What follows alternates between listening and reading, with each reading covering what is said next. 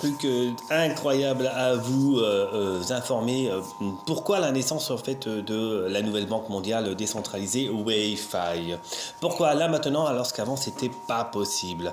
Eh ben écoutez, j'ai une belle nouvelle à vous annoncer. En fait, la Maison Blanche, et oui, la Maison Blanche a donné le feu vert à Wi-Fi, c'est-à-dire pour traduire en fait à finance décentralisée.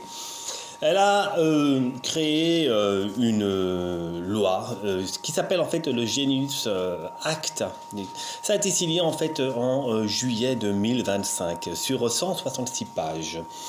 Mais aussi le décret exécutif, un décret exécutif signé début 2025 qui vise à promouvoir l'innovation dans les actifs numériques et la blockchain en protégeant le développement logiciel décentralisé et en réduisant les barrières réglementaires. Mais ce qui est le plus important, c'est quand même en fait la loi Genius Act qui en fait nous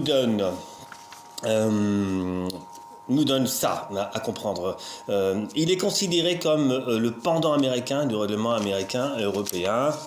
MiCA, voilà. Mais là où l'Europe mise sur l'équilibre entre la stabilité et l'innovation, les États-Unis ont choisi une approche plus nationaliste. Voilà, protéger le dollar tout en institutionnalisant en fait la crypto.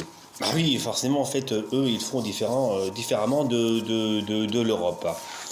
Alors, pour bien traduire tout ça, en fait, la loi Genius Act c'est un cadre extrêmement réglementaire, quand même, en fait, clair pour les stablecoins, qui bénéficie indirectement à la DeFi, à finance décentralisée, en améliorant la liquidité et l'intégration avec les institutions financières traditionnelles. Voilà.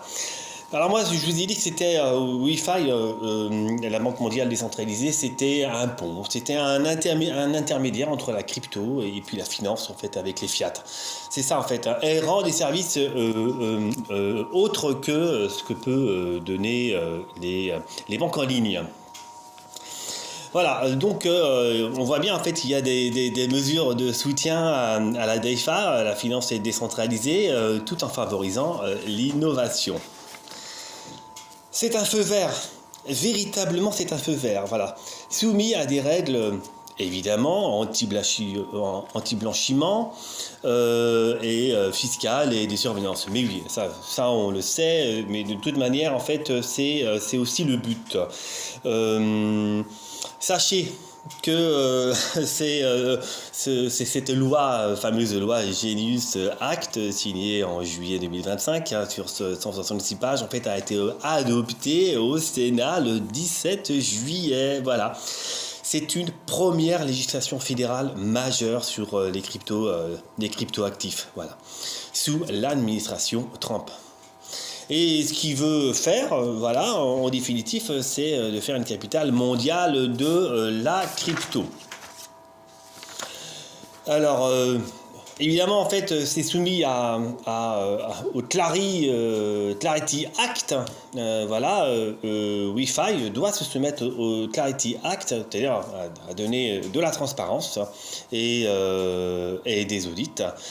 Mais nous, voilà, dans tout ça, en fait, voilà, il y a la protection des consommateurs et stabilité. Nous sommes protégés, voilà, par cette loi.